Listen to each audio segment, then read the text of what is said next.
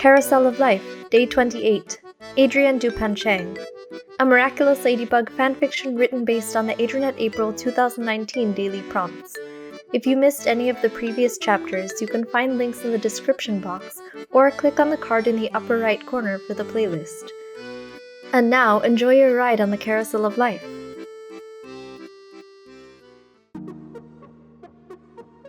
Not Princess Peach for you, Princess? Gabriel was out of town that Saturday and Adrien had the day to himself, so he was lounging on the Dupain-Cheng couch beside his lovely girlfriend, playing video games. Marinette scoffed and made her character selection. No offense to Peach, but if I'm going to be a princess, I'd rather be chic. Ah, very suitable. Adrien nodded in approval. A warrior princess in disguise. Marinette elbowed him gently for the likely reference to her spotted alter ego. He should tone it down. Then called out, "Papa, hurry up! We're waiting on you!" Tom bustled out of the kitchen with a platter of croissants. Setting it down, he grabbed his controller and picked his usual, Luigi. As soon as this match ends, you can bet I'm gonna inhale those croissants. Adrien cackled as his avatar gulped down the CPU Sonic and sprouted a blue mohawk. Let's not make it too quick then. They're piping hot. Tom retorted with a hearty guffaw at his own joke.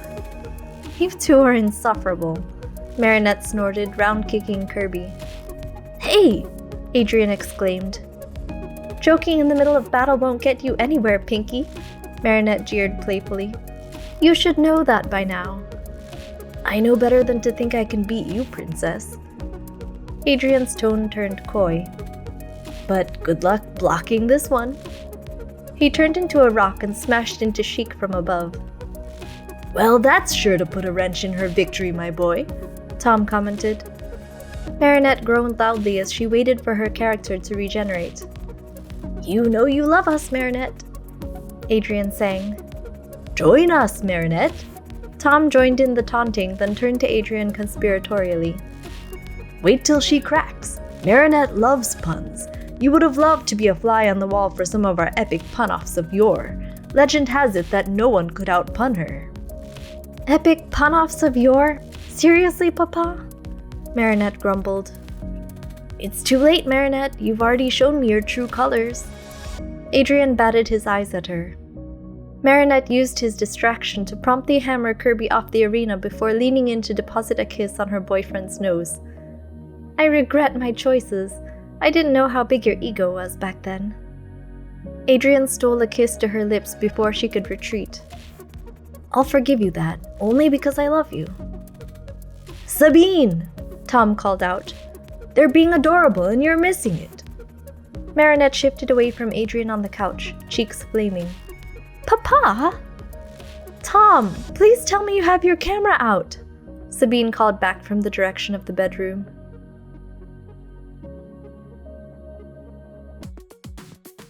"20 minutes later, Tom had left the teens to their own devices to help Sabine begin supper preparations. I may have lost every match up until now, but be prepared for a shocking turnaround, Adrien threatened theatrically, his Pikachu avatar sending lightning bolts across the arena. That's quite impressive, Adrien, Sabine commented with a chuckle as she looked on from the kitchen. I didn't know you liked puns so much. You fit right in with the family. Adrien's heart warmed at the word family, a dopey smile gracing his lips. Mama, don't encourage him. He's been at it since we started, Marinette whined. And by family, you mean Papa. He's the only one with a sense of humor as lame as Adrien's. Adrien gasped. Lame? You're just pretending not to be bowled over by my electrifying wit. Less talking, more fighting, pretty boy. As the lady wishes. Adrien returned nonchalantly, falling silent to focus on the game. He saw Marinette's head turn sharply in his peripheral vision, and with a sly smile used the opportunity to land a critical blow on her character. Hey! She cried. You did that on purpose. Prepare for retaliation. Adrien let out a snort of laughter. He loved this. He loved Marinette's competitiveness, and how she had instantly started pretending to be annoyed by his puns as soon as hints of their alter egos began passing between them. They still hadn't acknowledged that they both knew, but he was fine with that for now. His last remaining doubts had all but evaporated. He had been right all along, and now that she had figured him out too, it had turned into an amusing game instead of a source of agony. "Whoops, my hand slipped!" Marinette giggled facetiously as Ness batted Pikachu into the sky, and the game ended in her favor yet again. "What were you saying about a turnaround?" "I just need to pick another character," Adrien harumphed before his fake scowl dissolved into a grin. Let her rebuff his puns and beat him at video games all day. His spirit wouldn't take a single hit. She loved him. She knew he was Chanois, and his lady, his princess, still loved him. That was the only victory that mattered to him.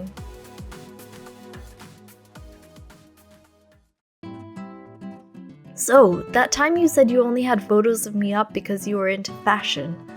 You were lying, weren't you?"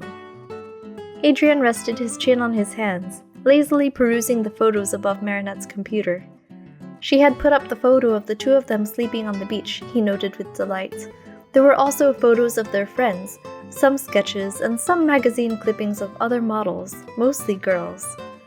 Marinette lay a piece of fabric across Adrien's shoulders and hummed in thought, making pencil markings here and there. "Well, I wasn't lying," she answered evasively. "But you weren't telling the whole truth, were you?" "I guess not," she smirked. Adrien reached backward, taking hold of her hand as she started to remove the fabric from his shoulder, and tugged. She got the idea and wrapped her arms around his shoulders, putting them cheek to cheek. "How long had you liked me?" he asked. "Since the day you gave me your umbrella," Marinette answered softly.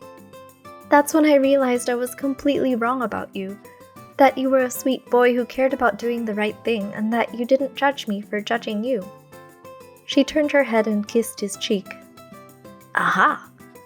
Adrien exclaimed in a teasing tone, even as he felt heat rise to his cheeks and happiness swell in his heart that this amazing girl had liked him all along.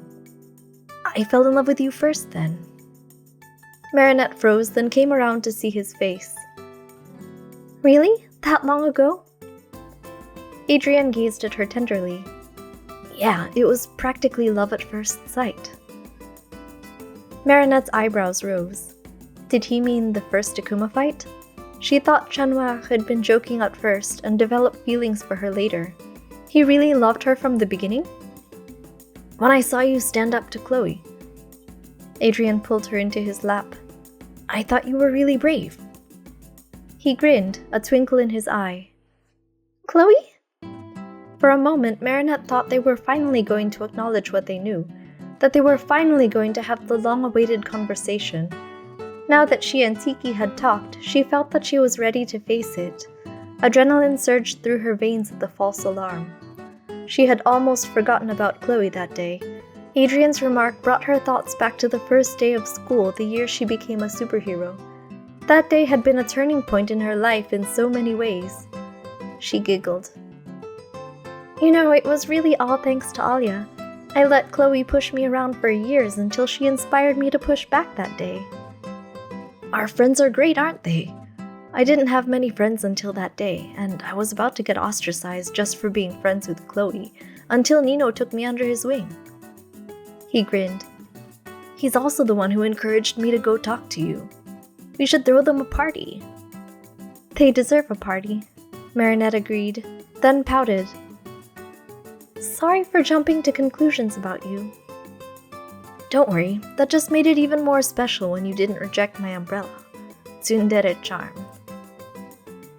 Eyes sparkling with a wide grin, Adrien gave her a smooch on the cheek. Marinette poked him. "Weeb." "Marinette! Adrien!" Sabine's voice drifted up from below. "Dinner's ready!"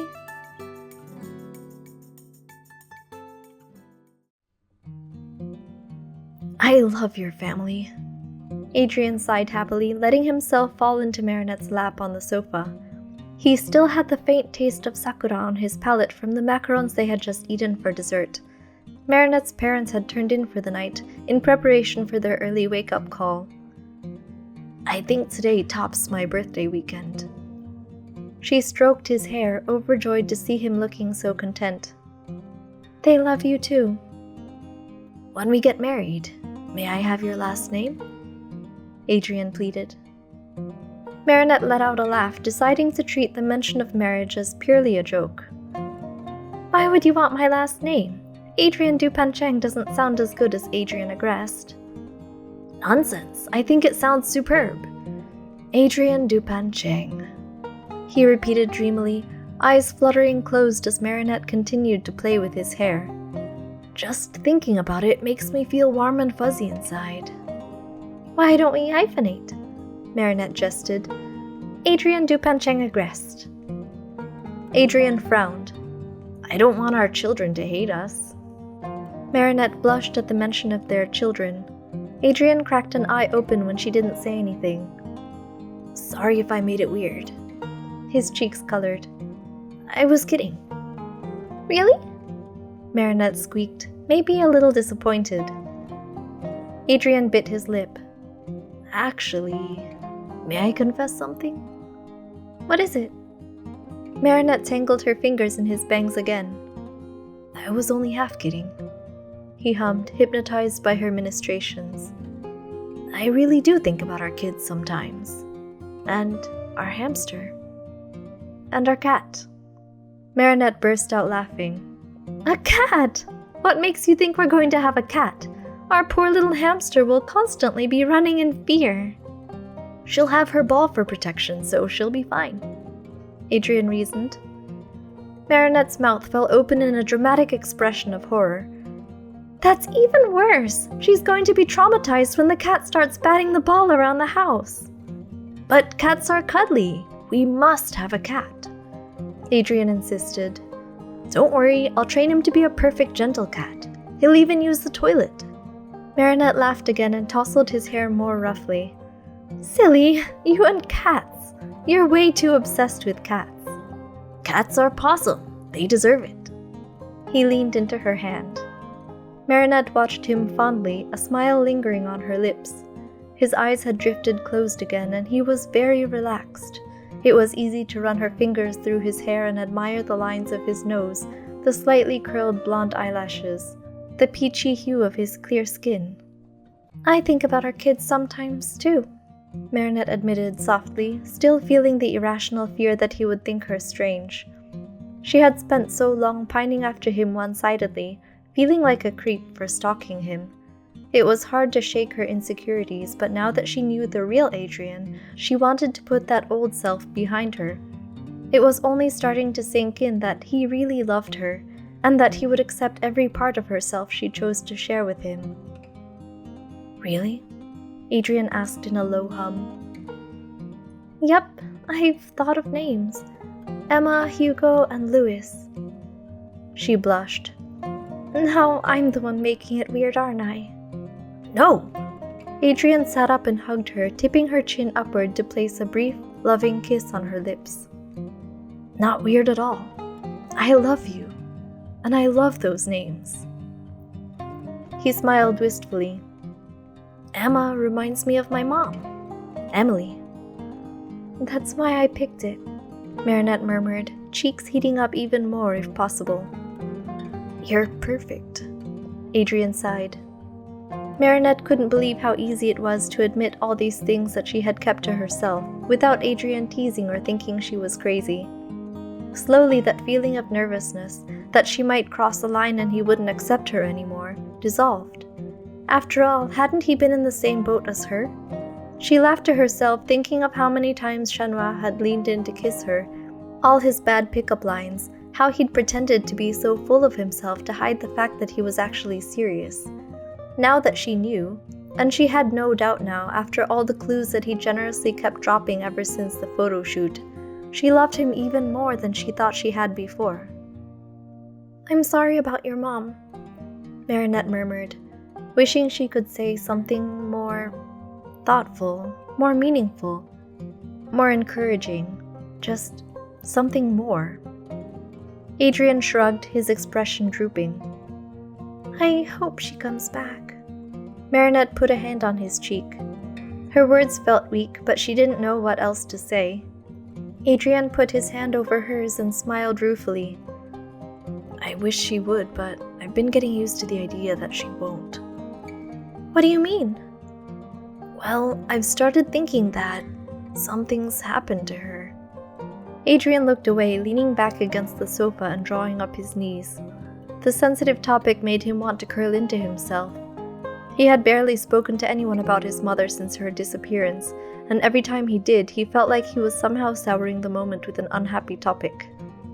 I just can't believe my mom would disappear and never come back or even try to contact us. I thought she loved me.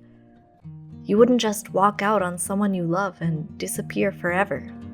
He blinked back tears that welled up unexpectedly at the catharsis of talking about his mom. He didn't want to spoil this night by crying. Scooting forward to close the distance between them again, Marinette wrapped her arms around his shoulders, resting her forehead against his temple, sighing. She wished she could do or say something to fix this, but she was powerless. I could see from the photo of you two that she loved you very much, was all she could say. I really hope she's safe. If you ever want to talk about her, I'm here to listen, okay? Or you don't have to if you don't want to. Thanks, princess, he whispered back. It occurred to him that Marinette had never seen a picture of him and his mom together, but Ladybug had. He slid an arm around her waist and snuggled against her. Feeling his grief subside under her comforting touch. Sure, some aspects of his life were still broken and painful, but for the first time ever he could love without guilt and be loved back. He had friends and family, and on a deep level, he felt happy.